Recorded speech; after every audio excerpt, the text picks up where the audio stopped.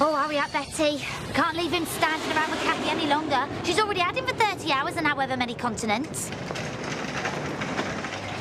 Oh, hey. Is my Seth dropping out? No, it's fine. Leave it alone. You look fantastic. He's going to be sweeping you off your feet to the nearest banquette as soon as he sees you. Only if he wants a double hernia. Hey, where are you going? It's over here. Come on.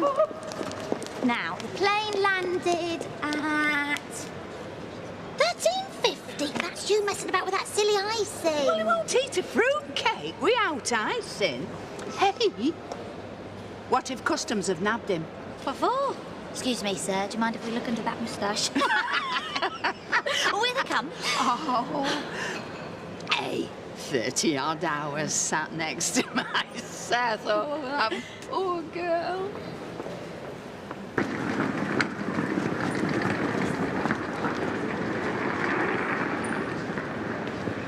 I told you customs would get him. He's only got to see that one word, duty. And he thinks that means smuggle as much into your bag as you can fit. Due to meet Mr. Seth Armstrong's party, please go to the airport information desk.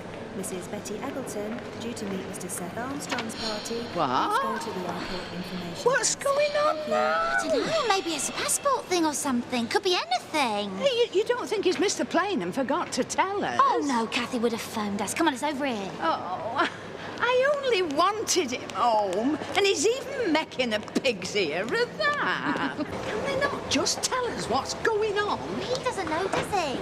Anyway, we'd be lost by now if we hadn't sent someone.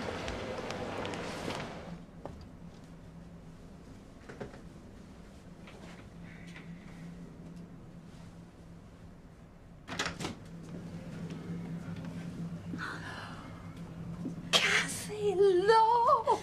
Oh, how wonderful to see you home again. Oh, it really is. Right, come on, what's he done now? I'm Laurel. I've come to run you all back home. Mrs. Eggleton. Betty. Something's happened, hasn't it? I'm afraid Mr. Armstrong was taken very ill on the flight coming over. He was talking about seeing you. I don't know how much he wanted to. And his heart just gave out on him. Where is he? They took him to the mortuary straight off the flight, Mrs. Eggleton. It's standard procedure. No. Standard procedure's coming home, where you belong, to be with the folk that care for you, not... I tried to look after him. No. I thought he was asleep. Then I fell asleep. Next thing I know is when the air hostess is waking me up. It wasn't even me that first realised.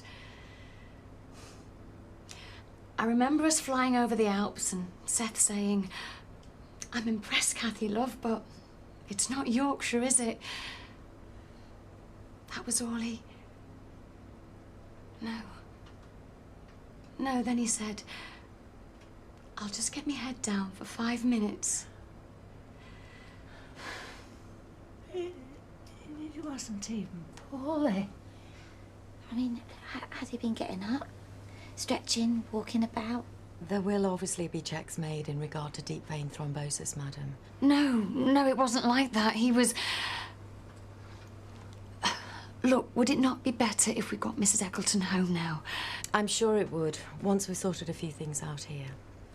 So like, as far as we know, and according to what this doctor who was on the plane said when he saw to him. Yes, the gentleman informed us that Mr. Armstrong was past the point where he could have attempted to revive him. So he had a heart attack in his sleep and he never woke up. That's what they seem to think, Betty. But if he could have just hung on for another hour, I mean, I could have sorted him.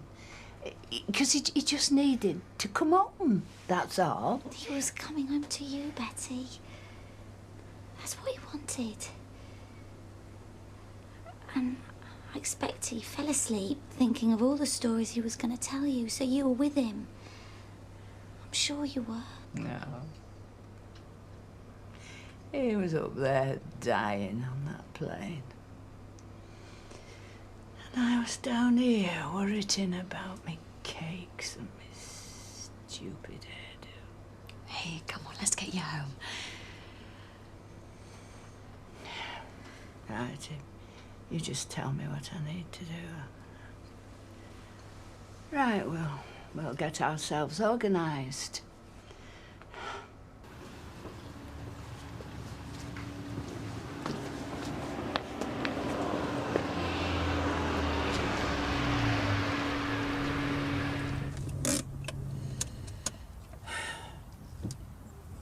Oh, God, I forgot about that. Will you just let us know what you need us to do?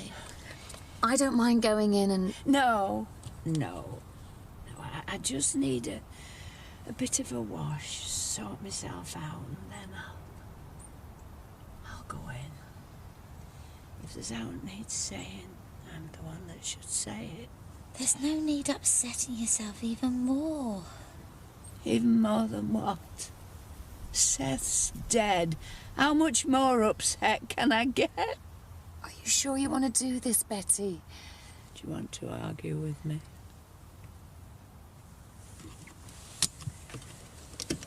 Oh, bitter's off. They must be drinking it too fast. Maybe we could arrange for Seth to keep going away and coming back. A few more of these and I could retire. I think we might need you here, though, when you start speaking Australian. Only joking. I'll have a pint of bitter if anybody's serving, and whatever this lot are having. Bob's just putting it back on. Oh, excellent. You can sort us out first. What's in that green bottle up there? Oh, Kathy, love, how are you? Oh, you look wonderful. It's been far too long. You just come back sooner next time. Wait, no, Come on, Betty. What have you done with the old villain? He's probably stopped off in Bangkok, one of them air hostess. He's hanging back for his grand entrance. On a kangaroo. Well, there's no way of putting this, really, except just saying it. Seth Hart's packed in on the plane coming over. He died in his sleep. Still, I suppose he has come home in his way. Have I missed something? Seth's dead. Betty. Oh, we'll get round to all this commiseration stuff when we've had time for it to sink in. But if you all don't mind, I'm not quite ready for that yet. So, why don't we just take 5 minutes to do what Seth would have done? Have a drink. These are on me, everybody. Bob, could you... Oh, no, Betty, we can't let you pay for anything. You'd better, lady. Because as I've told these two here, I'm taking no arguments today. We're drinking to Seth Armstrong coming home. He went out special. But he were a good un. And folk can say what they like about where he's been for so long and what he's been up to. But he was my man.